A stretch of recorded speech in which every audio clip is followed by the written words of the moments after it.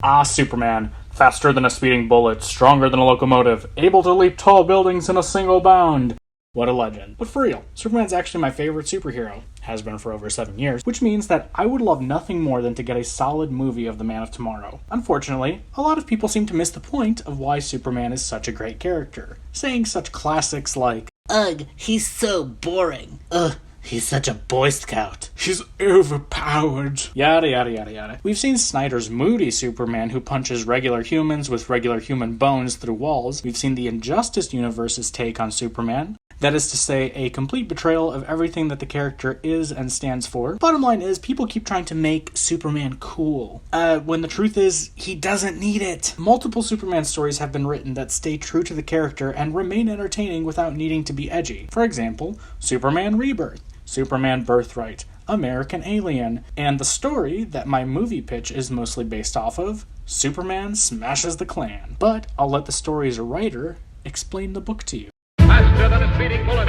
In 1946, the Superman radio show aired The Clan of the Fiery Cross, a story where the Man of Steel defends a Chinese-American family against a group of hooded racists. Clan of the Fiery Cross. This story made me love Superman because I realized that he is the product of two different cultures, just like me. I'm Gene Luen Yang, and it's my hope that this story will inspire us all to rise up, and away. Time, same station. So, here's my pitch on how to adapt this story to the silver screen.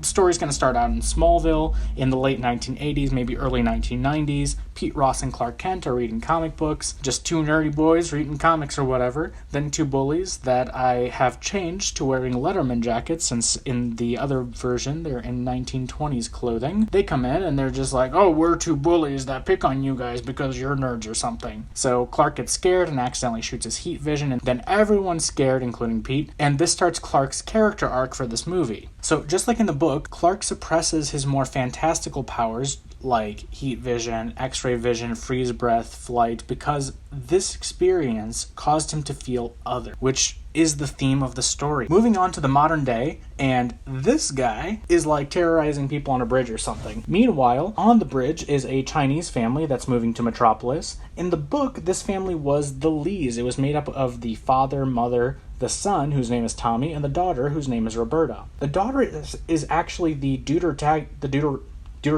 she's the secondary hero next to Superman and ends up helping Jimmy investigate the Klan. The main story is that the father is trying hard to be the classic American, so much so that he downplays his own Chinese heritage to fit in. He's constantly telling his wife to speak English, dear, even though she is more comfortable speaking Cantonese, and is making everyone use their English names rather than their Chinese names because they really, really want to fit in. I personally would still want to keep this story element because it's really good, but add my own spin to it. So in this one, the father will be half Chinese, but was born here in the States. He wants to disassociate himself with his Chinese heritage so he can try to be American. So then the father's son from his first marriage is Jimmy Olsen, who is going to be this movie's deuteragonist. The father married a woman who just recently moved to the States, so now the family is made up of the father, who downplays his ethnic heritage, the mother, a recent immigrant, the daughter, who has trouble fitting in with American culture, and Jimmy, very Americanized, but wants to make a difference in the world. Superman shows up and fights the Atomic Skull. Lois is there trying to get front row seats to the fight so that she can report on it, while her photographer is having trouble keeping up. Jimmy gets out of the car and manages to snap a solid picture with his camera. That's how he gets involved with the story. The Skull is defeated, and they find that a strange crystal is powering his suit.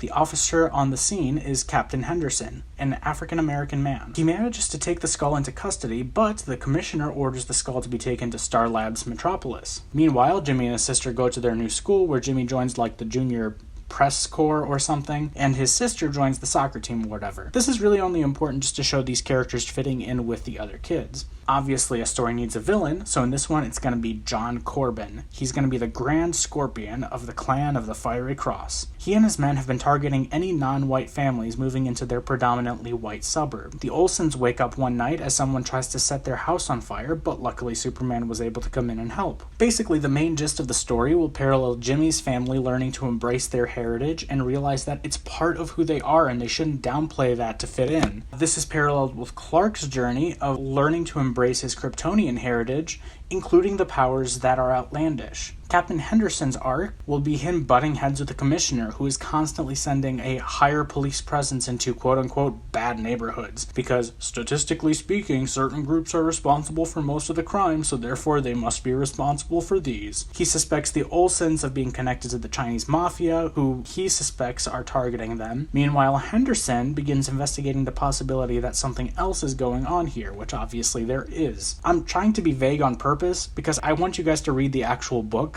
so I don't want to spoil plot points from the book in my movie pitch. I just want to give a vague idea of what a movie could look like. Obviously, my idea is a very rough sketch, but it gets the point across. It's a topic that's relevant today, and it fits really well with Superman's character. The book examined a lot of issues ranging from race, ethnic identity, self-discovery, and what can unite different people together even if they seemingly don't have much in common. I'll probably do something again like this in the future. I have a lot of other ideas for movies. I could even remake some movies.